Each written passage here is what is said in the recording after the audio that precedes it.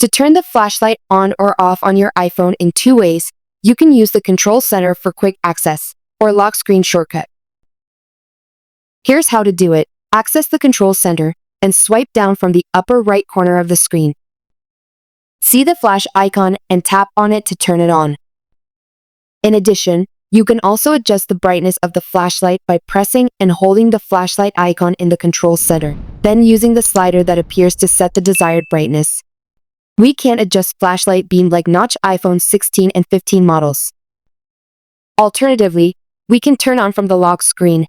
Tap on the screen to wake up the screen, and touch and hold on the icon until you feel the haptic and flashing on. As you can see on my iPhone 16e model. Repeat the same steps and turn off it. We can remove this and customize it. Refer to my separate tutorial given in the video description. If you found something helpful and fixed it, don't miss to share it with everyone. Thumbs up for support and comment below for any questions.